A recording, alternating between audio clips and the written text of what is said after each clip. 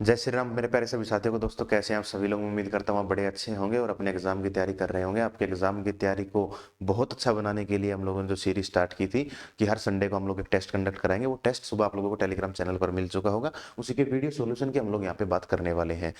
Test कौन सा था, कैसे पूछा गया था, कहाँ से क्वेश्चन डाले गए थे, वो सारी की सारी बातें मैं आप लोगों को बीच में बता दूंगा कि कहाँ से एग्जाम के सवाल हैं या नहीं है, कहाँ से सवाल पूछे, ये जो पूछे गए हैं मैंने सवाल वो कहाँ पे पूछे गए थे, किस एग्जाम में थे। ठीक है, आगे बात करते हैं फिलहाल हम लोग। और इसी के साथ आज बड़ी खुशी का दिन है कि कल 22 जनवरी 2024 है और उसी के साथ अयोध्या में श्री राम जी के मंदिर का उद्घाटन होने वाला है। तो मैं आप पूरे देशवासियों को बधाई देना चाहूंगा इस बात पर, और उम्मीद करता हूं कि भाई भगवान श्री राम जो है आप लोगों को आपकी मन पसंद नौकरी जल्द से जल्द दिलाएं। ठीक है जी, चलिए बात करते हैं अपने आज के पहले सवाल की।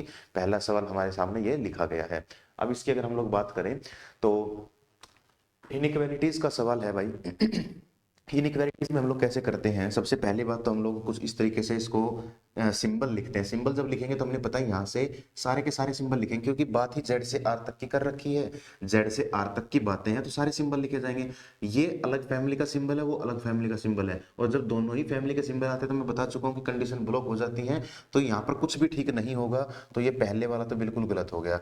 जे से सी, ये रहा भाई जे, ये रहा सी, यहाँ पे क्या होगा, तीनों फैमिली के सिंबल, सॉरी, तीन सिंबल आएंगे और तीनों सिंबल एक जैसे हैं। तो सबसे बड़ा सिंबल कौन सा है तीनों में, तीनों सेम है, तो इसका मतलब यही यहाँ पे होना चाहिए था। क्या यहाँ पे वो सिंबल है, बिल्कुल भी नहीं है। तो यहाँ पे नहीं है, इस बात का मतलब सीधा इतना हुआ कि पहला भी गलत, दूसरा भी गलत। तो यहाँ पे अपना राइट आंसर जो है ये हो जाएगा option number B, neither first nor second, यहाँ पे अपना राइट आंसर हो जाएगा। ठीक है,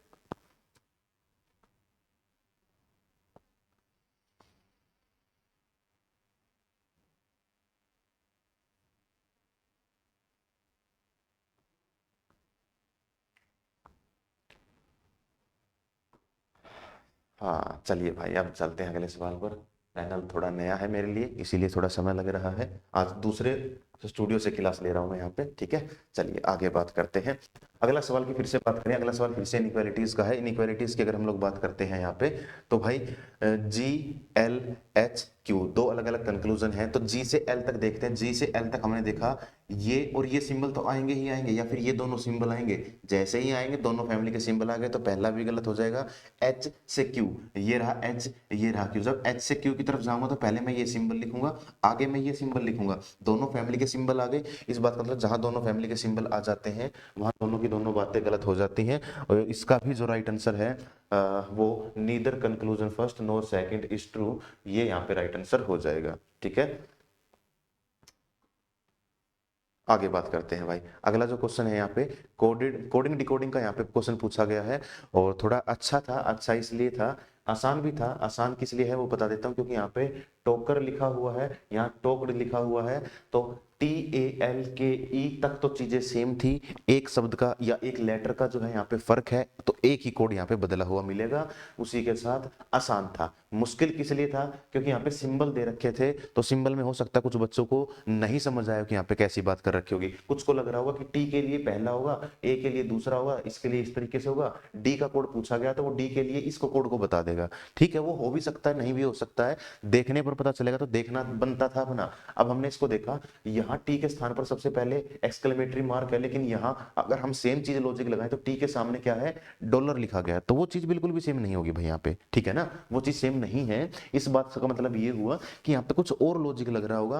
हालांकि लॉजिक वही है, मतलब कि और का मतलब है कि यहाँ पे कुछ आगे पीछे करके लग रहा होगा। अब देखते हैं कि इन सभी में कॉमन क्या है। तो ये रहा भाई इसकी अगर हम लोग बात करें,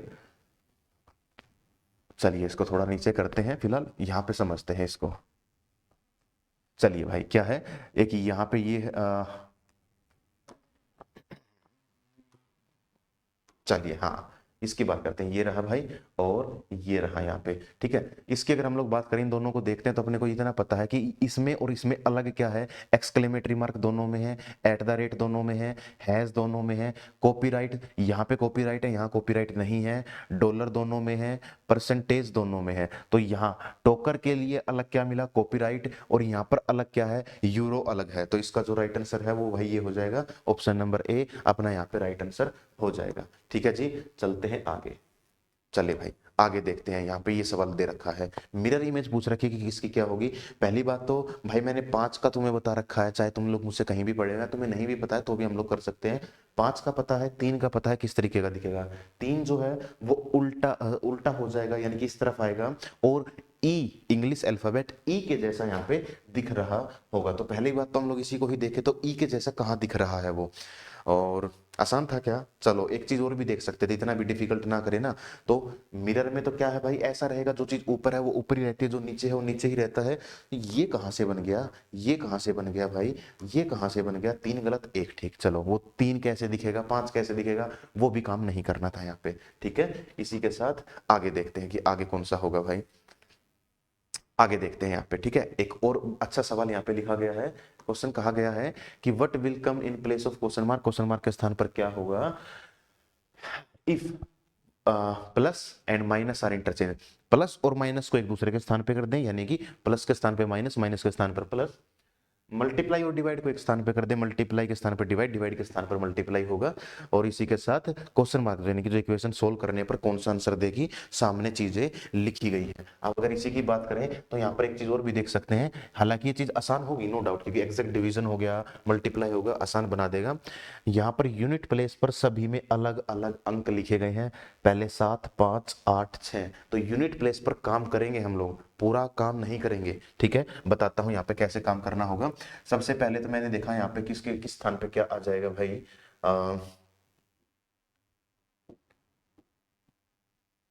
चलिए अब बात करते हैं इसकी, देखो क्या होगा। तो यहाँ पे क्या आएगा, डिवाइड के स्थान पर क्या लिखा गया है, मल्टीप्लाई। चलिए भाई यहाँ मल्टीप्लाई आ जाएगा, मल्टीप्लाई के स्थान पर डिवाइड आ जाएगा। चलिए बहुत अच्छी बात है।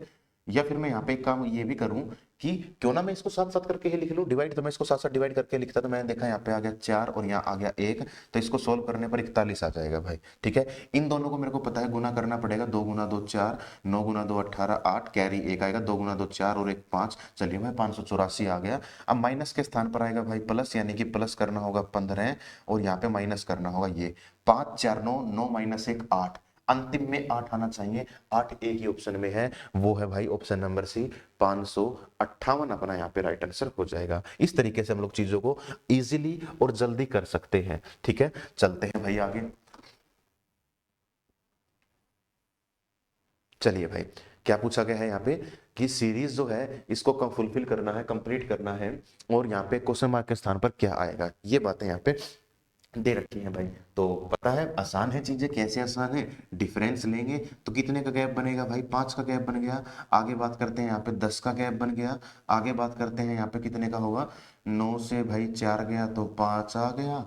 और ऐसा ओ सॉरी उल्टा बोल दिया भाई, 14 से 9 जाएगा ना, क्योंकि हमें तो आगे वाले से पीछे माइनस करना होगा। बिल्कुल, 14 से 9 गया तो कितना आ गया, 5 आ गया, कोई दिक्कत नहीं है। और 17 से गया तो एक 15 आ गया। अब समझ में आ ही गया यहाँ पे क्या हो रहा है, 5 10 15, तो आगे भाई फिर 20 का ही डिफरेंस आएगा, यानी इसमें 20 जोड़ के ये बना दो, यानी कि 154 में 5 जोड़ के ये बना दिया, या फिर 159 से 5 माइनस करके 154 बना दिया। दोनों में से कुछ भी बातें हम लोग बोल सकते हैं। इसमें जब मैं 20 जोड़ूंगा तो यानी कि अंतिम में तो 4 ही रहेगा, अंतिम में 4 एक ही ऑप्शन के, ऑप्शन नंबर बी, ये मेरा यहाँ पे राइट आंसर हो जाएगा। ठीक है भाई, पक्का चलें आगे। तो चीजें आसान थी, अभी तक कोई मुश्किल नहीं था। ये सीरीज वाले जो सवाल थे ना, ये बड़े अच्छे पूछे गए थे। अब मैं बता देता हूँ कि यहाँ पे मैंने जो है ये किस एग्जाम से ये क्वेश्चन डाल रखे हैं, यानी कि जो पूरे का पूरा एग्जाम मैंने आप लोगों को कंडक्ट किया है आज 21 तारीख को। ये क्या है भाई, ये पूरे का पूरा CHSL 2023 जो मेंस का एग्जाम हुआ था,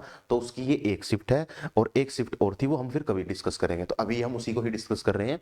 यहाँ की मैं बात करूं, सीरीज के 3 सवाल पूछे और तीनों बहुत जबरदस्त सवाल यहाँ पे पूछे गए हैं। बात कर लेते हैं यहाँ पे कैसे।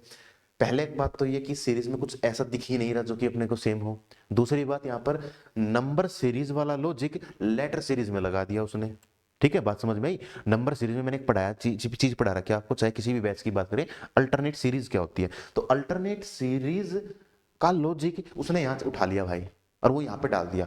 अब ऐसे में तो समस्या यही होगी कि वो हम कर ही नहीं सकते हैं इजीली। मैं बताता हूँ यहाँ पे कैसे करेंगे।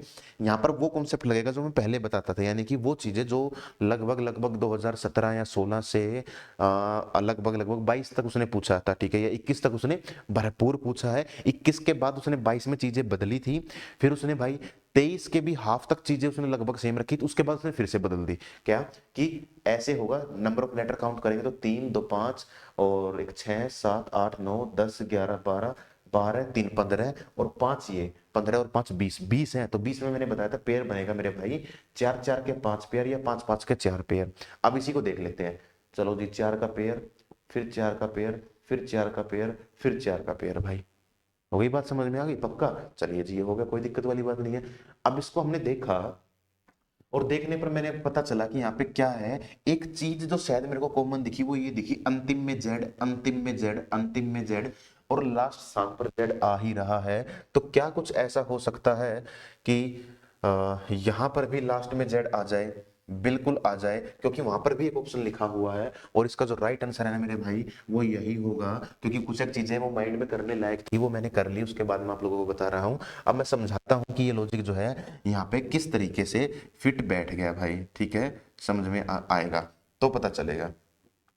चलिए अब इसके मैं बता देता हूँ तुम्हें, ठीक है? तो यहाँ पे क्या बताया भाई, मैंने Z बताया, यहाँ मैंने बता दिया अगर वो ऑप्शन ठीक है तो M, M आएगा भाई। इसको ना थोड़ा सा और अच्छे से लिखते हैं हम लोग। चलिए किसको, M लिखेंगे यहाँ पे हम लोग, ठीक है जी? M हो गया, फिर आएगा P, फिर आएगा U और फिर आएगा A। अब यहाँ पे वो मजेदार लॉजिक में बताता हूँ यहाँ पे क्या होगा। देखो भाई क्या है, C D, दो साथ के लिखे उसने, C D, E छोड़ दिया, F छोड़ दिया, फिर G लिखा और Z सभी में सेम रखा। Z भाई सभी में सेम रखा, Z सभी में सेम रखा, Z सभी में सेम रखा। ये तो था इस तरीके से। आगे देखा, ठीक है जी, सी डी दो लगातार लिखे हैं, फिर दो छोड़ दिए, फिर अगला लिख दिया, आई जे लिख दिए, के एल छोड़ दिए, एम लिख दिया, जेड कॉमन, ठीक है? एम के बाद एन छोड़ा, फिर आगे ओ लिखा, पी लिखा, फिर दो क्यू आर छोड़ दिए, फिर एस लिखा, जेड सेम रहा। एस के बाद वो आर छोड़ेगा, S M N O P Q S R S हो गया, ठीक है जी। उसके बाद टी छोड़ेगा, फिर इधर यू लिखेगा, ये यू लिखा हुआ भाई, ठीक है ना? इसको गलत ना समझे, हालांकि ऑप्शन से तो खैर क्लियर हो ही जाएगा, लेकिन फिर भी इसको थोड़ा सा और अच्छा से अगर हम लोग बना लें तो ये यू होगा भाई। चलिए जी, यू, ये रहा यू। एस होगा, टी छोड़ के यू वी दो लगातार लिखे, फिर डब्ल्यू एक्स छोटा, फिर वाई लिखा, जेड सेम रहेगा, फिर ए बी, जेड के बाद इसने फिर से, अब की बार जो जैसे ही जेड आ गया तो उसके बाद कुछ नहीं नहीं नहीं, जेड नहीं, जेड नहीं, ये वाई, वाई आ गया, उसके बाद जेड छोड़ा, फिर ए लिखा, ए बी लगातार, सी डी छोड़ा, ई लिख के जेड कॉमन। इस तरीके का यहाँ पे लॉजिक था, बहुत इंपॉर्टेंट था और इसको इंपॉर्टेंट मानेंगे ही हम लोग, तभी कर सकते हैं, ठीक है? आगे इसकी बात करते हैं। फिलहाल आगे सवाल कौन सा है, फोन के लिए कुछ लिखा गया है और भाई यहाँ पे लोन के लिए फिर से पूछ रखा है यहाँ पे कोड, ठीक है? 4 लेटर 4 कोड, 4 लेटर 4 कोड देखना है बस। किसका पूछ रखा है? एल का पूछ रखा है ना। एल का कोड क्या होगा? ए डब्ल्यू एन यहाँ भी है, ए डब्ल्यू एन यहाँ भी है, वहां एफ एक्स्ट्रा है, यहाँ एल एक्स्ट्रा, एक्स्ट्रा का मतलब जो अलग हो बाकी सभी से, तो अलग यही है, यही है भाई, ठीक है? 0 9 और ये वाली ब्रैकेट कॉमन है, 9, सॉरी 0 कैसे बोल दिया भाई मैंने, ये दोनों ब्रैकेट और 9 कॉमन है, दोनों ब्रैकेट 9 कॉमन है। तो F के लिए कोड O हो जाएगा, या फिर 0 बोल दो, जो लिख रखा है वो ठीक है। L के लिए कोड 1 हो जाएगा, तो L का कोड जो है भाई वो 1 आ जाएगा, 1 यहाँ पे अपना राइट आंसर हो जाएगा, ठीक है? तो आसान था, हालांकि ऐसी चीज मैं आपको कोर्स में करा ही चुका हूं, तो ऐसी कोई समस्या होगी नहीं कि भाई हम किसी चीज को नहीं कर सकते हैं। चलिए आगे कौन सा सवाल पूछा रखा है यहाँ पे, फिर से एक बार ये पूछा गया है, Sunita is rank 10th from the top. Ranking का है, हालांकि रैंकिंग बहुत डीपली पढ़ा रखा है मैंने तुम्हें, उतना डीपली पूछा ही नहीं, बेसिक सा कॉन्सेप्ट आता है, क्योंकि मैं बता चुका हूँ भाई वो चीजें डिटेल में नहीं आती हैं, वो चैप्टर ही अब उतना इंपॉर्टेंट नहीं रहा। तो बेसिक सी चीजें होती हैं। बेसिक सी चीजें क्या बताई थी कि जब भी हमें ऐसी बात करते हैं तो हम लोग क्या करते हैं, टॉप प्लस बॉटम -1 करते हैं। -1 का लॉजिक भी मैं कोर्स में करा चुका हूँ, क्यों है? फिर भी एक पल के लिए बता दें, क्योंकि ऊपर से जिसकी रैंक ये है उसी व्यक्ति की रैंक नीचे से भी दे रखी होगी, तो यानी कि ये व्यक्ति जो है वो 2 बार काउंट कर रखा है, टॉप और बॉटम 2 बार काउंट कर रखा है। होना चाहिए था एक बार, एक एक्स्ट्रा कर दिया, बस उस एक एक्स्ट्रा को ही हम लोग हटा देते हैं, ये 1 माइनस करके। चलिए अब इसकी बात करते हैं। सवाल पूछा गया, Sunita is rank 10th from the top. चलिए भाई, टॉप से उसकी रैंक है 10वीं, 18 है उसकी भाई साहब नीचे से, -1 करके टोटल व्यक्ति पता लगा लेंगे कितने होंगे, ठीक है? आगे देखते हैं टोटल व्यक्ति, टोटल व्यक्ति की बात करते हैं, 10 और 18, 28 -1 27 अपने पास यहाँ पे राइट आंसर आ जाएगा। आसान था, लिखने लायक भी नहीं था, लेकिन मैं उम्मीद करता हूँ कि कोई बच्चा शायद ऐसा हो सकता है जो कहीं और से वीडियो देख रहा है, पहली बार देख रहा है, उसने कहीं नहीं पढ़ा, वो तो उसके लिए ये चीजें जो है कारगर होंगी। चल दिए भाई, आगे बढ़ जाते हैं। हाँ, ये क्या लिखा गया है, ये एक बार देख लेंगे भाई हम लोग। इंग्लिश में लिखा गया है, थोड़ा सा अलग है, स्टेटमेंट और इन्फ्रेंसिस का है, हालांकि कुछ फर्क नहीं है, मैं बता दूंगा ये क्या होता है। आगे देखते हैं, ये इसका हिंदी वर्जन है, ठीक है। जो बच्चा हिंदी से है वो इसका स्क्रीनशॉट ले सकता है, बड़े आराम से पढ़ सकता है। यानी कि मैं उस बच्चे की बात कर रहा हूँ जो कि सिर्फ और सिर्फ वीडियो से ही देख के चीजें कवर कर रहा है, जिसको पता ही नहीं कि टेलीग्राम चैनल पे कहाँ पे फाइल मिलती है। तो वो बता दूंगा लास्ट में कि टेलीग्राम चैनल कौन सा है। हालांकि एपी क्लासेस सर्च करोगे तो पहले दूसरे नंबर पर ही आप लोगों को मिल जाएगा। चलिए भाई, आगे बात करते हैं। अब इसी को हम लोग देखते हैं, ये रहा। चलिए, स्टेटमेंट और इन्फ्रेंसिस की बात करें तो ये जो क्वेश्चन है वो किससे पूछ लिया जाता है, वो बैंकिंग में आता था ये चैप्टर पहले, स्टेटमेंट और इन्फ्रेंसिस। हालांकि कुछ नहीं है, इन्फ्रेंसिस का मतलब सीधा इतना है, अनसीन पैसेज, ऊपर है तो ठीक है, नहीं है तो ना सही भाई। हाँ, ये हो सकता है कि बातों का घुमा के लिख रखा हो। हालांकि जैसे बोल दे मैंने अभी खाना खाया, तो इन्फ्रेंसिस में ये हो सकता है कि मैंने पहले खाना नहीं खाया था, तो ठीक है वो, क्योंकि मैंने अभी खाया था इसका मतलब पहले नहीं खाया, पहले खा लिया तो अब कैसे खा लिया मैंने, ठीक है। ये हो सकता है कि मैं थोड़ी देर के बाद कुछ नहीं खाऊंगा, तो वो सारे का सारा अनसीन पैसेज, मतलब कि बिल्कुल जरा सा माइंड लगाना है, चीजों को करना है। देखते हैं यहाँ पे क्या है लिख रखा है, स्टेटमेंट लिख रखी है, the eligibility for admission to the course is minimum of 80% marks in the 10th standard board exam, however student who have appeared for 10 कह रहा हूँ यार, 10th standard board exam this year can also apply. यानी कि कोई कहीं पे admission होना है तो वहां पे क्या कह रहा है कि भाई 10वीं में 80% मार्क्स चाहिए उसको, ठीक है मेरे बच्चे, क्या 10वीं में 80% मार्क्स चाहिए उसको। मार्क्स है तो ठीक है, नहीं है तो कोई दिक्कत नहीं है। अगर बच्चा 10वीं क्लास में अब की बार है तो वो अप्लाई कर सकता है उसको। बहुत सारे ऐसे एग्जाम होते हैं भाई, ठीक है, जो कि 10th पर ही होते हैं। और आप लोगों को पता भी होगा, जो कि आर्मी वगैरह में कुछ एक पोस्ट ऐसी होती है जिसका एग्जाम हम लोग 10th के बाद ही दे देते हैं। तो सेम वैसी ही बात है कि 80% होना चाहिए तो अप्लाई कर सकते हो, नहीं तो नहीं। जैसे एयरफोर्स XY ग्रुप का है, वो आप लोग इसी तरीके से इसी पैटर्न पर फिल करते हैं, ठीक है। इन्फ्रेंसिस लिख रखी है, हालांकि इन्फ्रेंसिस का मतलब ऊपर भी लिखा हुआ है, क्या होगा, an inferences is something which is not directly stated. एक इन्फ्रेंसिस वो चीज है जो बिल्कुल सीधी नहीं कही गई है, लेकिन उसका मतलब ऊपर से ही निकल सकता है, उसका मतलब स्टेटमेंट से ही निकल सकता है। इतनी बातें यहाँ पे हो सकती हैं। आगे अगर हम लोग बात करें, पहला कहता है कोई no 11th standard student can apply for the course, कि 11वीं क्लास का कोई बच्चा इसके लिए अप्लाई नहीं करेगा। कोई भी बच्चे के बारे में बात करके गलत है। पहली बात तो इसने बोल दिया कि कोई भी स्टूडेंट, भाई कोई भी स्टूडेंट नहीं, एक्सेप्शन तो हर जगह हो जाती है, समझो इस चीज को। तो वहां पर तो वो अप्लाई कर सकता है, नहीं, गलत है भाई ये बात। गलत क्यों है? पहली बात तो कि इसने नो बोल दिया कि कोई भी बच्चा नहीं करेगा, अरे 4 बच्चों ने कर दिया तो हो गई ये बात गलत। दूसरी बात यहाँ पे ये भी हो सकती है कि भाई 10वीं में उसके 80% मार्क्स है, बच्चा 10वीं पास करके 5वीं क्लास में चला गया क्या, या डायरेक्ट कॉलेज में चला गया? नहीं ना, 11वीं में ही जाएगा वो। तो जो बच्चा 80% मार्क्स आए, 10वीं तो पास कर ली, तो जिस दिन जिस पल उसने अपने मार्क्स देखे, उसी सेकंड से वो 11वीं क्लास में प्रमोट हो गया अपने आप ही। यही तो होता है जो हम अपने वो देखते हैं, क्या नाम है भाई, रिजल्ट देखते हैं, तो यही तो है। 10वीं में 12th में पास हो गए तो इसका मतलब अब 12th पास हो चुकी है, अब कॉलेज में एडमिशन लेंगे हम लोग।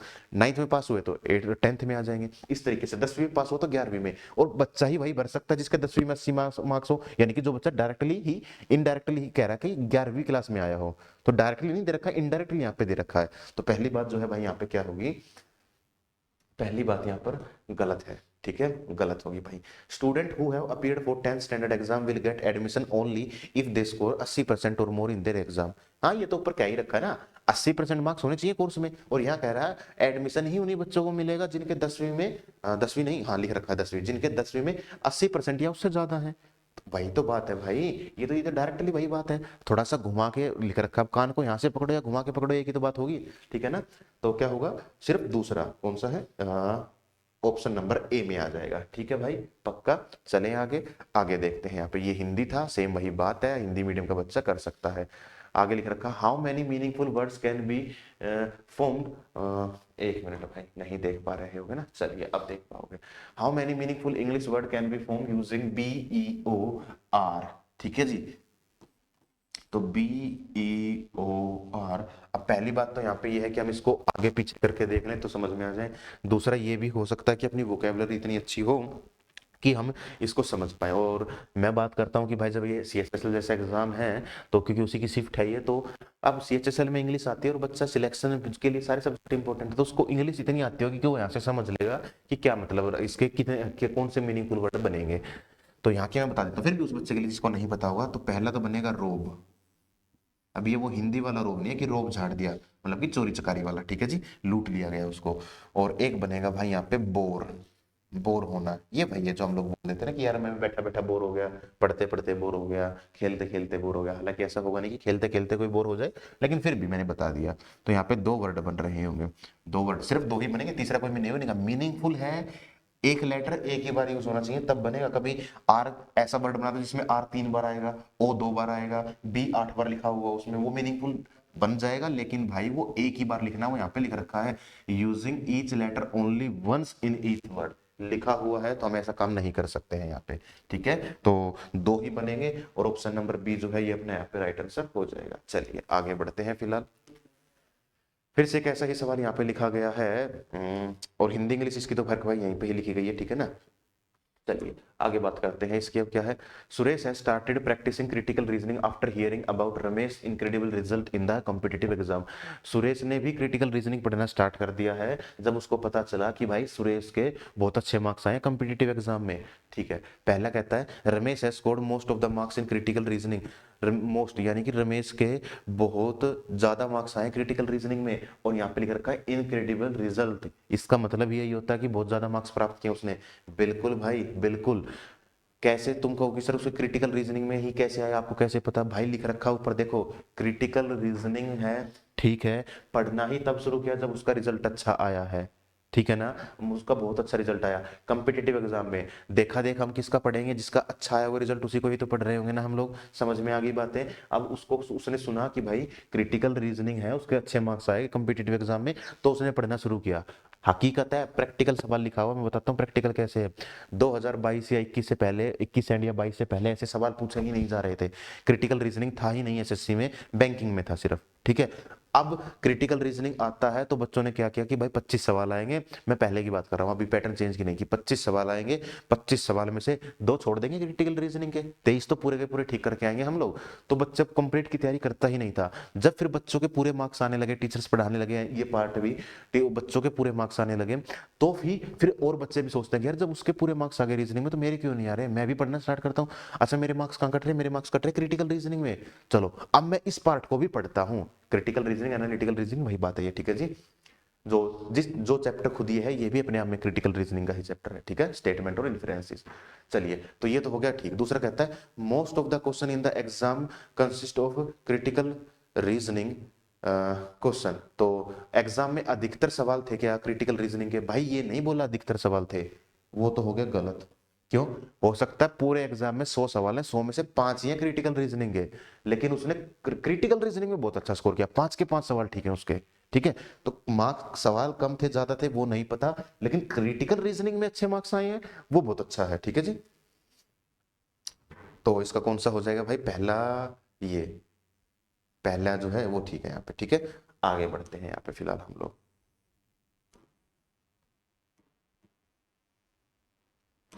हाँ चलिए इसकी बात करते हैं यहाँ पे। हालांकि वर्बली करने वाला सवाल है कि क्या पूछा गया, study the pattern, select figure, place question which third figure is related to fourth figure.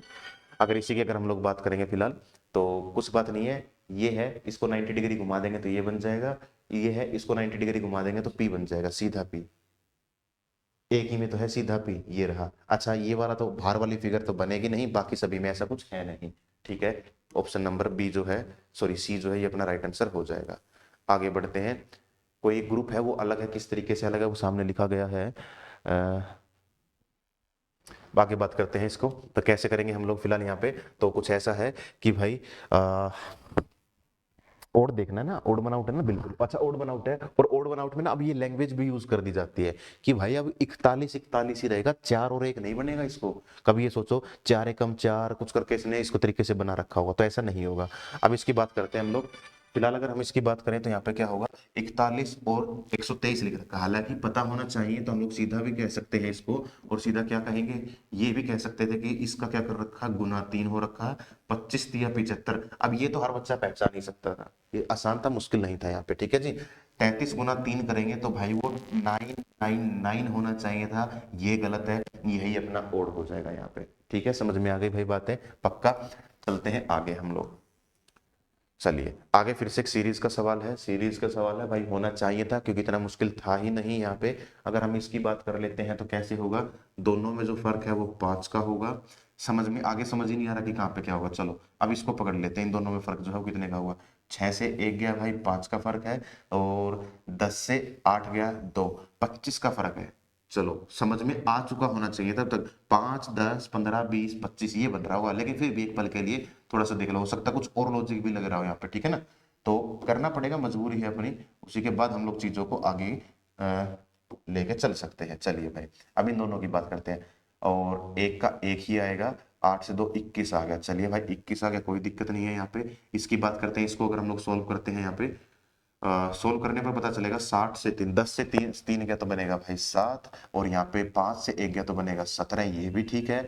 आगे क्या बन रहा होगा वो समझ में नहीं आया। इन दोनों का डिफरेंस लेंगे, यहाँ 4 का डिफरेंस है, इन दोनों का डिफरेंस लेंगे 4 का डिफरेंस है, तो इसका मतलब यहाँ और यहाँ भी 4 का ही डिफरेंस होना चाहिए था। इसका मतलब यहाँ पे कितना आएगा, 13 आ जाएगा, ठीक है। और 13 और इसमें डिफरेंस कितने का बनेगा, यहाँ तो 4 का नहीं बन पाया भाई, तो इसकी अगर फिर भी बात करें हम लोग, कितना आएगा यहाँ पे, 3 और 1 4 बनेगा, 2 और 1 3, 34 लिखा हुआ है क्या कहीं पे, 34 नहीं 33 लिखा हुआ है, यहाँ पे कहीं पे गड़बड़ हो सकती है। 25 है, 21 है, 17 है, 13 है, 13 के बाद क्या आएगा जो कि 4 का फर्क होगा, तो यहाँ पे 9 आना, ओ सॉरी भाई यहाँ 5 कैसे आएगा, हाँ 5 ही तो आएगा यहाँ।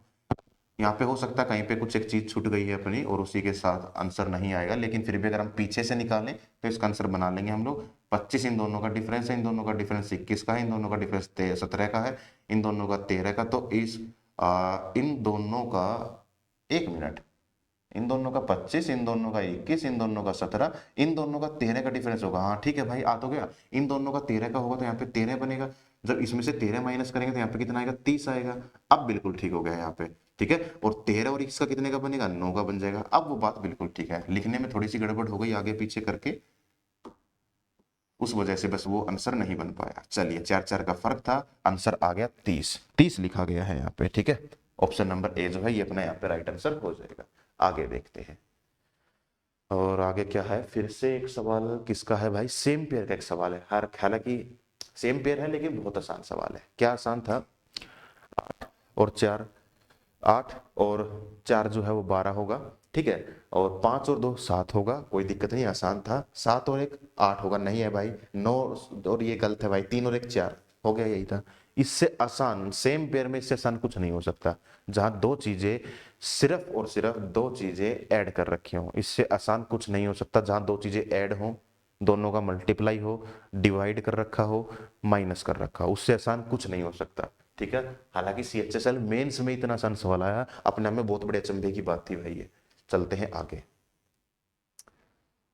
अब इसकी बात कर लेते हैं, ठीक है, थोड़ा सा भाई इंपॉर्टेंट सवाल हो सकता है ये।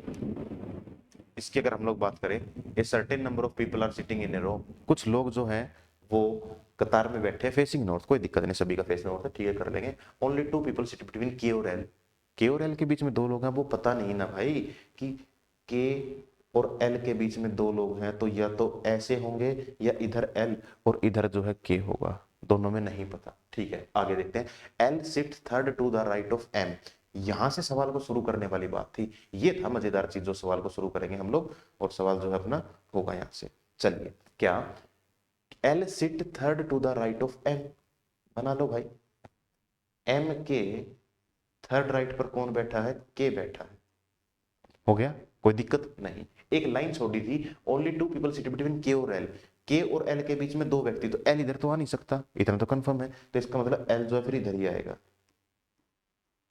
हो गया, कोई डाउट नहीं, कोई भी डाउट नहीं यहाँ पे। L sit third to the right of M, ठीक है वो तो हो गया। एल सिट, एक मिनट हमने उल्टा कर दिया क्या, कहीं पे उल्टा हो गया भाई, L sit third to the right of M आएगा, ओहो हो ये गड़बड़ हो गई यहाँ पे। एम के थर्ड राइट पर कौन होगा, एल, एम का पहला दूसरा तीसरे राइट पर कौन होगा, एल होगा, बिल्कुल ठीक है, हम सही कर रहे हैं। ओनली 2 पीपल सिट बिटवीन के और एल, अब के और एल के बीच में दो लोग, तो इधर तो के आ नहीं सकता क्योंकि यहाँ तो पहले से ही एम बैठा है, तो इसका मतलब के जो है भाई वो यहाँ पे आ जाएगा, क्लियर हो गई बातें? तो यहाँ पे अब तक कितने लोग यहाँ पे बैठ चुके हैं? सवाल कहता है ओनली 3 पीपल सिट बिटवीन आई और जे। अब आई और जे के बीच में 3 लोग हैं, लेकिन ये पता नहीं ना कि आई और जे कहाँ है, कौन सा कहाँ बैठा है। यहाँ पे बैठे हो सकते हैं, इधर हो सकते हैं, उधर हो सकते हैं, कहीं पर भी हो सकते हैं। अभी के लिए इसको छोड़ेंगे। I sit to the immediate right of K के इमीडिएट राइट पर कौन बैठा है? आई बैठा हुआ है, उसके जस्ट राइट साइड पर ये होगा। ठीक है जी, कोई दिक्कत नहीं है। आई और जे के बीच में 3 लोग, तो 1 2 3, तो इसका मतलब जे यहाँ आना चाहिए था, तभी तो बीच में 3 लोग होंगे। और लिखा भी हुआ है, क्या लिखा हुआ है, कहाँ गया वो, ओनली 3 पीपल, सिर्फ 3 लोग हैं, सिर्फ 3, 3 से कम नहीं, 3 से ज्यादा नहीं, सिर्फ 3 लोग। तो इसका मतलब इधर जो है वो यहाँ पे जे नहीं आ सकता, क्योंकि फिर इधर तो पहले से एल बैठा हुआ है। इसका मतलब 1 2 3 लोग बीच में, और यहाँ पे कौन बैठा हुआ है? जे बैठा हुआ है। हो गया, समझ में आ गया? ठीक है जी। J I sit to the immediate right of K, वो ठीक है, वो बीच वाली लाइन भी हमने कंप्लीट कर ली। If no other person is sitting in the row, इसके अलावा, इनके अलावा कोई और व्यक्ति यहाँ पे नहीं बैठा है, तो कितने हैं टोटल? काउंट कर लो। 1 2 3 4 5 6 7 8 9 10 11 12, तो 12 लोग बैठे हैं। Option number D right answer हो जाएगा। ठीक है भाई, चलते हैं आगे। चलो फिर से एक बार सीरीज आ गई भाई, सीरीज का सवाल है, इंपॉर्टेंट है। फिर से ऐसा ही काम करना था, इसको काउंट करेंगे। काउंट करोगे तो पता चलेगा यहाँ पर 1 2 3 4 5 6 7 8 9 10 11 12 13 14 15 वो है, और 3 2 5, 5 ही है, तो 20 है। 20 में वही बात, 4 4 के 5 पेयर, 5 5 के 4 पेयर। चलो भाई, पहली प्रायोरिटी देंगे 4 4 को, मैंने बताया भी था।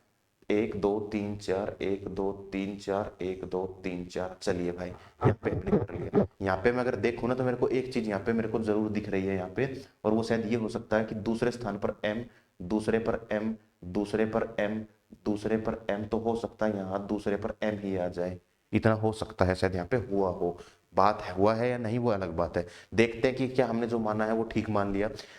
दूसरे ब्लैंक पर एम होना चाहिए, किसी ऑप्शन में है दूसरे ब्लैंक पे एम, ये रहा ऑप्शन नंबर डी में, और ऑप्शन नंबर शायद डी ही इसका फिर राइट आंसर हो रहा होगा। चेक करते हैं इसको फिल करने के बाद कि क्या कुछ ऐसा बनेगा। ये आ गया ई एम एक्स, और क्या होगा भाई, एक्स आ गया, फिर आएगा आर, और अंतिम में आ गया ओ।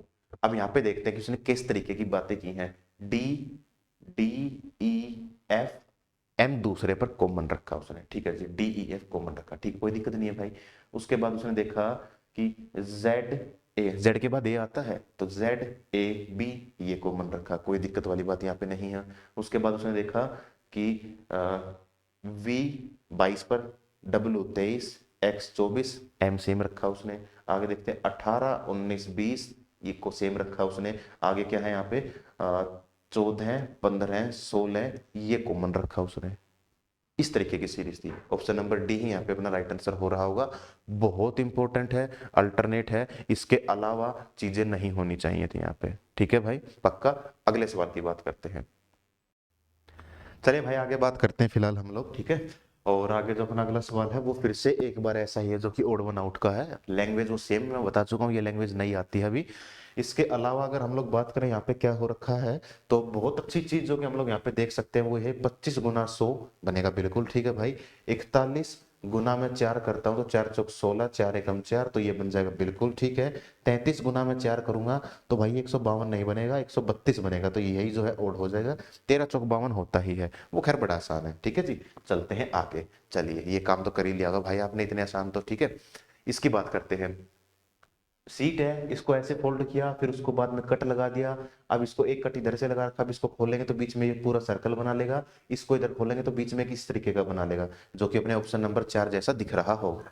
चलिए आगे बढ़ते हैं। वो फिर से एक बार सीरीज का सवाल है भाई, मैं बता चुका हूँ कि सीरीज के सवाल बहुत अच्छे पूछे हैं उसने अब की बार। इसमें भी ऐसा ही करेंगे हम लोग। और 4, फिर से 4 का, क्योंकि 20 का मेरे को पता है, जब मैंने वेरीफाई किया तो मैंने इसको देख लिया था। फिर से 4, फिर से 4, तो इस तरीके से जो 4 4 का पेयर है वो हम लोग बना लेंगे। उसके बाद हम देखिए कि क्या हमें यहाँ पे कुछ पता लगा सकते हैं। एक हिंट जो कि हम लोग उठा सकते थे, और वो हिंट भाई यहाँ पे ये मिलेगी, अगर आप बड़े प्यार से इसको देखो। लास्ट सेकंड पर वाई, लास्ट सेकंड पर जो है वाई, और इसके अलावा 1 मिनट रुकेंगे बस। चलिए लास्ट सेकंड पर y है, लास्ट सेकंड पर y है, लास्ट सेकंड पर y है, लास्ट सेकंड पर y है। इस बात का मतलब यहाँ पर अगर हम लोग डाटा फिल करना चाहे तो लास्ट सेकंड पर y हम लोग डाल सकते हैं, कोई दिक्कत नहीं होगी। दूसरे स्थान पर y हम देखें किस ऑप्शन में है, एक ही ऑप्शन है, ऑप्शन नंबर बी। अगर मैं इसी को फिल करता हूँ पूरे उसमें तो मैं देख पाऊँ कि क्या मैं इसको कर पाऊंगा। मैंने इधर किया u, ठीक है जी, y हो गया, फिर मैंने देखा इसको t हो गया, इधर w कर सकता हूं मैं, अंतिम में u कर सकता हूं मैं। अब इसको देखिए कि हम लोग इसमें क्या अलग यहाँ पे किया गया है। तो हम लोग देखा अंतिम में u तो जो है सभी स्थान पर है, ठीक है जी। लास्ट सेकंड पर y है, y है, y है, y है जी, ये भी ठीक है। तो पहले दो में बदलाव किया गया है, ठीक है। कैसे? t और r, यानी कि -2, फिर उसके बाद -2 से कराऊं क्या इसको, या इसको ना बेटा अल्टरनेट के साथ भी देख लो तुम लोग, ठीक है। अब माइनस भी हो जाएगा, कोई दिक्कत नहीं है। माइनस का मतलब 20 और 18, 21 और 19, 22 और 20, 23 और 21, 24 और 22, या फिर इसको ऐसे देख लो TUVWX, RSTUV, और अंतिम दोनों जो है सेम रहेंगे। तो आसान सवाल भी हो सकता था, लेकिन डिफिकल्ट रहेगा जब वो इस सीरीज के फॉर्मेट में आ जाएगा। अगर वैसे आता कि कोमा कोमा कोमा करके तो आसान था, लॉजिक तो वही है, लेकिन वो इस सीरीज में पूछ लिया, लेटर सीरीज में पूछ लिया। तो वर्ड सीरीज में पूछता तो चीजें जो थी आसान हो जाती, लेकिन यहाँ पे चीजें मुश्किल हो चुकी हैं भाई। आगे बात करते हैं, एक ओड वन आउट बताना है किसमें होगा। थोड़ा सा आसान भी हो सकता था, मुश्किल भी हो सकता था, क्योंकि यहाँ पे सारी चीजें मिलती जुलती हैं। थिएटर मूवी पता है भाई, थिएटर्स में मूवीज ही होती है, हॉस्पिटल में डॉक्टर होते हैं, स्कूल में टीचर होते हैं, रेस्टोरेंट में शेफ होते हैं। तो ओड क्या बनेगा यहाँ पे, अगर मैं इसकी बात करूं, अलग तो कुछ लग ही नहीं रहा, लेकिन फिर भी ऑप्शन नंबर ए जो है ये अलग हो जाएगा। कैसे होगा? हॉस्पिटल में डॉक्टर्स मेल की बात है, यानी ह्यूमन की बात है, ह्यूमन की बात है, ह्यूमन की बात है, लेकिन थिएटर में मूवीज हालांकि चलती मूवीज ही हैं, लेकिन फिर भी ये ह्यूमन की बात यहाँ पे नहीं कर रहा है। तो किसी और एस्पेक्ट से भी देखना था अपने को चीजें, तभी चीजें जो है समझ में अच्छे से आ सकती थी। ऑप्शन नंबर ए ही अपना राइट आंसर होगा इसका। चलिए आगे बात करते हैं। आगे सवाल में क्या पूछ रखा है, ये बात कही गई है कि क्रैकर शब्द है, उसका second, third, sixth, seventh letter उठा के कोई मीनिंगफुल वर्ड बना लो। तो सबसे पहले अगर हम लोग बात करें CRACKER, सेकंड उठाना है तो यानी कि ये आर आएगा। चलिए जी, थर्ड उठाना है तो ए आ जाएगा। सिक्स्थ उठाना है, पहला, दूसरा, तीसरा, चौथा, पांच, छह, ई आ गया। और एक सेवंथ उठा देंगे तो क्या आएगा, फिर से आर आ जाएगा। क्लियर होगी भाई बात? पक्का। अब यहाँ पे पूछ रखा कि इसको मीनिंगफुल वर्ड कितने बन रहे होंगे। अब हमें पता है यहाँ से कितने मीनिंगफुल वर्ड बनेंगे। तो भाई मीनिंगफुल वर्ड की अगर हम लोग बात करें तो एक बनेगा रेयर, RARE, रेयर केस है ना। हम लोग बोल देते हैं कि भाई तो बहुत ही रेयर केस हो गया, मतलब बहुत यूनिक चीज जो हो गई वो, ठीक है, वो हो गया। एक होगा भाई rear, REAR, rear view mirror हम लोग अक्सर यूज करते हैं। वो कब, जब हम लोग डेली अगर गाड़ी वगैरह चलाते हैं तो हम लोग इस बात को यूज बड़े आराम से कर लेते हैं, ठीक है जी। तो दो शब्द यहाँ से बनेंगे, रेयर और रियर, जो कि मीनिंगफुल होंगे। और एक लेटर एक ही बार आना चाहिए, तो कभी यहाँ पे अब दूसरा मत बना देना इसको कि सर इसमें ना दो बार आर को डाल दूं मैं। दो बार तो खैर आर है ही, दो बार सर ई को डाल दूंगा ना ये इस वर्ड में, तो ऐसा मीनिंगफुल बन जाएगा। नहीं बना सकते भाई, एक वर्ड एक ही बार यूज करना, जो कि यहाँ पे बात लिखी भी गई है, ठीक है। और नहीं भी लिखी जाती तो भी हम लोग ऐसा ही काम करते। चलिए इसकी बात कर लेते हैं। आसान है, कोई मुश्किल नहीं है, बड़ा प्यारा सवाल है। क्या किया गया है, 3, 5 और 18 हैं, 2, 3 और 15 होगा भाई। इसी के साथ अगर हम इसकी बात करें कैसे बनेगा, बहुत आसान सवाल है।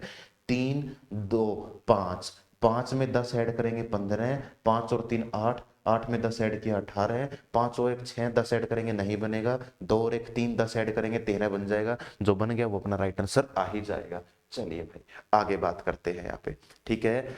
और डोसाइल, डिफेंड, प्लेसिड, टर्बुलेंट लिखा हुआ है यहाँ पे। अब भाई ये पूरे का पूरा इंग्लिश वोकैब की बात हो गई, ठीक है। हालांकि कोई दिक्कत नहीं है, क्योंकि हिंदी भी लैंग्वेज है अपने पास। हिंदी में करते तो ये सामने लिखा हुआ मिल सकता था। अब ये बड़ा आसान होगा, क्योंकि हिंदी में अपने को विलोम शब्द यहाँ पे पता है, शांत, अशांत। चलो अगर मेरे को बाकी भी नहीं पता ना कि भैया विनर्म और उद्दंड क्या होता है, क्योंकि अब हम उस जनरेशन में हैं फिलहाल जहां ना तो अपने को अच्छे से इंग्लिश आती है, ना अच्छे से हिंदी आती है। पहले वालों को हिंदी आती थी, आगे वाले आने वाले बच्चों को इंग्लिश अच्छे से आएगी, ठीक है। अपने अपने को कुछ भी अच्छे से नहीं आता है, चाहे उसमें मैं हूं या तुम लोग हो। इसी की बात करें, यहाँ से देखें शांत और अशांत हो सकता था, विनम्र और उद्दंड विलोम शब्द उसके अपोजिट लिखे गए हैं। अब इसकी बात करें, यहाँ पे क्या होगा, चर्म और नादिर जो है यही अपने आप में एक दूसरे के अपोजिट होगा, बाकी नहीं है। स्वादिष्ट और स्वादिष्ट सेम ही लिखा गया है, इंग्लिश में अलग है, हिंदी में सेम ही है भाई, ये चेक करते तो देख सकते थे। इष्टतम आदर्श एक ही बात होगी वो, अगर हम इंग्लिश की बात करें तो हमें देखने पर पता चलेगा, वो क्या याद करें कि वो एक सिनोनियम ही दे रखे हैं यहाँ पे। और सेम काम हिंदी की बात करें, त्याग और समर्पण एक ही बात होती है। तो यही चीज जो है वो आएगा यहाँ पे, जो कि इसके साथ एनालॉगी में सॉरी क्वेश्चन मार्क कॉमन डालेंगे, तब इसके साथ ये वाला पेयर हम लोग यहाँ पे रख सकते हैं। वोकैब सॉरी वोकैब कह रहा हूँ यार, विलोम की बात थी यहाँ पे, विलोम शब्द थे। ठीक है, आगे बात कर लेते हैं। इसकी बात करें, यहाँ पे क्या है, ओड फिगर कौन सी है, देखने पर ही पता चल रहा है ओड कौन सी है भाई। सभी में इस तरीके की फिगर है, इस तरीके की फिगर है, यहाँ पर ऐसी फिगर, तो option number D sorry figure number D जो है यही अपने आप में क्या है, ओड होगी। और किस ऑप्शन पर लिखा गया है, डी जो है वो डी नंबर पर ही लिखा गया है। आगे बढ़ते हैं, एक बार फिर से ऐसा सवाल है जो कि मैथमेटिकल ऑपरेशन का है, और यहाँ पे क्या कर रखा है, इंटरचेंज करने हैं। इंटरचेंज करने का मतलब मैं पहले ही बता चुका हूँ, क्योंकि एक सवाल हमने पहले ही देखा है। माइनस के स्थान पर प्लस आएगा, प्लस के स्थान पर माइनस आएगा, मल्टीप्लाई डिवाइड में बदल जाएगा, और डिवाइड जो है भाई वो मल्टीप्लाई में बदल जाएगा। हालांकि इसको अगर हम लोग करते तो हम इसको साथ ही साथ करके सोल्व करके लिख सकते थे, तो थोड़ा सा और समय बचा लेते हम लोग। 7×21 3 और ये 7 है, तो 301 301 आ जाएगा। यहाँ पे अगर इसको हम लोग डिवाइड करेंगे तो इसको गुना करेंगे तो 4×3=12, कैरी 1, 4 एकम 4 और 1 5 हो गया, 4×3=12, ये बन जाएगा भाई। ठीक है, और 12 और 3 15, 1500 तो आंसर बन ही सकता है ना। अच्छा, यहाँ पे क्या है, यूनिट प्लेस पर भी काम कर सकते हैं लगभग, क्योंकि 5 7 9 और 7 लिखा गया है। या तो हम एग्जैक्ट करें, क्योंकि 2 बार 7 है और वो भी 10 का फर्क है, तो एग्जैक्ट तो काम करना पड़ सकता है, लेकिन यूनिट प्लेस को भी अगर हम लोग प्रायोरिटी दे तो हम लोग काम शायद शायद यहाँ से काम हम लोग चला लें। ठीक है, ये करेंगे प्लस, ये करेंगे माइनस, 24 2 और 1 3 हो गया, 3 से 4 माइनस करेंगे, 3 से 4 नहीं करेंगे, यानी कि कुछ भी बना होगा तो अंतिम में ऐसा कुछ करके आया होगा, तो यहाँ से एक कैरी लेंगे तो कितना बनेगा, 13, 13 से क्या माइनस करना है, 24 माइनस करना है, तो यूनिट प्लेस पर क्या आएगा, 13 माइनस 4 9, और 9 पर एक ही ऑप्शन है, ऑप्शन नंबर सी अपना राइट आंसर हो जाएगा। हाँ, अगर यूनिट प्लेस पे 7 आ जाता तो फिर एग्जैक्ट ही करना था, और मैंने बता चुका हूँ एग्जैक्ट के अलावा कुछ और शॉर्टकट यहाँ पे नहीं है। Exact division, approximate, unit place, उसके बाद एग्जैक्ट आंसर। तो एग्जैक्ट आंसर के अलावा फिर यहाँ पे कुछ और कर नहीं सकते थे फिर उस केस में हम लोग। आगे बढ़ते हैं, सिलोगिज्म है, किसी बैच में कैसे पढ़ा दिया मैंने, किसी बैच में कैसे पढ़ा दिया, दोनों तरीकों से यहाँ पे बात कर लेते हैं कैसे होगा। सबसे पहले सम सीज आर ए कुछ करके लिखा हुआ है, अरे बकवास है, इसको छोड़ दो, पोस्ट ऑफिस को काम की चीजें देखो। सम सी आर ए, ये रहा सी, ये रहा ए, बी से बी कट जाएगा, सम सी आर ए हम लोग बना लेंगे। ठीक है जी, some B are J, B और जे की बात करते हैं तो बी ये रहा, कॉमन से कॉमन कट जाएगा, लेकिन आगे कॉमन मिलेगा, लेकिन इसके पास भी 50 इसके पास भी 50, नहीं बना पाएगा, दूसरा गलत, पहला ठीक हो जाएगा। और ओनली कंक्लूजन पहला, यानी ऑप्शन नंबर सी जो है ये अपना राइट आंसर हो जाएगा। अब अगर इसी की हम लोग बात करें, यहाँ पे क्या होगा भाई, उसको करते हैं उससे, सम जे आर ए, चलो वेन डायग्राम से, सम जे आर ए, ये रहा जे, ये रहा ए, सम ए आर बी, तो सम ए आर बी ये हो गया, और ऑल बी आर सी को लिखा हुआ उसने, ऑल बी आर सी, ये हो गया भाई ऑल बी आर सी। ठीक है, कोई दिक्कत यहाँ पे कोई भी दिक्कत नहीं होगी। आगे बढ़ जाते हैं, पहला कंक्लूजन कहता है सम सी आर ए, सी और ए में कुछ कॉमन है क्या, तुम कहोगे सर बिल्कुल, ये वाला जो पार्ट है ना वो अपने को कॉमन दिख रहा है, तो इस बात का मतलब ये हुआ कि पहला तो जो है ये ठीक हो जाएगा। Some B are J, B और जे में कुछ कॉमन है क्या, तुम कहोगे नहीं सर बी और जे में कुछ भी कॉमन नहीं है, तो ये गलत हो जाएगा। पहला सॉरी पहला ठीक है, और ऑप्शन नंबर सी जो है वो यहाँ पे अपना राइट आंसर हो जाएगा। ठीक है भाई, आगे बढ़ते हैं, फिगर एनालॉगी का सवाल है, बड़े अच्छे सवाल पूछ लिए जाते हैं, यहाँ पे देखेंगे क्या होगा। शॉर्टकट से समझा देता हूँ, क्योंकि मैं डिटेल की बात तो फिर हम लोग चैप्टर में ही करते हैं। यहाँ पे एनालॉगी में पहला लॉजिक लगेगा, दूसरा, यहाँ पहला, यहाँ दूसरा, यहाँ पहला, यहाँ भाई दूसरा लॉजिक लगेगा, तो मैं दूसरे लॉजिक को ही फाइंड कर लो तो मजा आ जाए। एम जो है खिसक के इधर आ गया, और क्या था भाई, एम दूसरे पर आ गया, जो चीज इधर थी, नहीं भाई नहीं, उल्टा बता दिया यहाँ पे, ठीक है ना, उल्टा यहाँ पे बताया गया। चल अब बताता हूँ, देखो m जो है वो यहाँ पे आ गया, ये जो है वो यहाँ पे आ गया, ये इधर खिसक गया ऊपर की तरफ, f जो है और ऊपर हो गया, ये आगे आ गया। अ, 1 मिनट की बात करेंगे भाई, इसको वापस स्टार्ट करते हैं।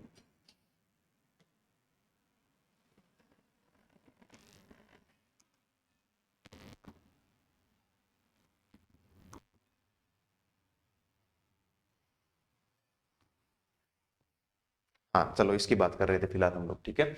अगर इसी की हम लोग बात करें, ये रहा, तो m जो था यहाँ पे आगे खिसक जाएगा, ये ऊपर की तरफ चला गया, f और ऊपर चला गया, ये इधर आ गया, a आगे चला गया, ये नीचे की तरफ आ गया, ये ऐसे आ गया, ये ऐसे आ गया। तो कुल मिला के जो चीजें चल रही हैं वो anti clockwise, sorry anti clockwise नहीं भाई, क्लॉकवाइज चल रही है। सारे एलिमेंट क्लॉकवाइज घूम रहे हैं साइड साइड में, तो यहाँ पर भी सारे एलिमेंट क्लॉकवाइज ही घूमने चाहिए, वो भी साइड साइड में। तो देखा ऐसा ऑप्शन ठीक होगा जहां ए जो है नीचे की तरफ आएगा, तो कोने में ए चाहिए, ए आएगा सेम आएगा भाई, गलत हो गया। ए जो है वो आएगा बिल्कुल सेम आएगा, यहाँ है ही नहीं, सेम आएगा नहीं है। ऑप्शन नंबर बी जो है ये अपना यहाँ पे राइट आंसर हो जाएगा भाई, ठीक है। आगे बढ़ते हैं फिलहाल।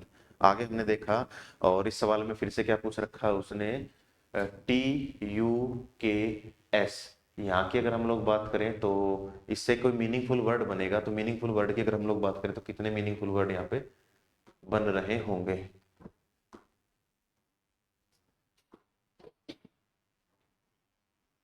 टी यू एस के ये लिख रखा है यहाँ पे, ठीक है। और जो मीनिंगफुल वर्ड बना होगा ना, वो भी यहाँ पर सिर्फ एक ही मीनिंगफुल वर्ड बना होगा, टस्क, और वो है ऑप्शन नंबर बी में लिखा गया है, जो कि वन बनेगा। कैसे बनेगा भाई, टस्क जो है मीनिंगफुल होता है, क्या होता है, हाथी का जो दांत होता है उसको बोला जाता है टस्क यहाँ पे, ठीक है जी। तो एक ही यहाँ पे बन रहा होगा, इसके अलावा कोई नहीं बन रहा होगा। और इसी के साथ फिलहाल हमने 30 क्वेश्चन यहाँ पे कर लिए। अपने आज को टेस्ट को हम लोग यहीं पे समाप्त करते हैं। मिलते हैं आप लोगों से नेक्स्ट टेस्ट में, तब तक के लिए नमस्कार, जय हिंद, जय भारत। और सभी को एक बार फिर से बधाई भाई, श्री राम, कल श्री राम मंदिर उद्घाटन की। तो मिलते हैं आप लोगों से अगली वीडियो में। नमस्कार भाई।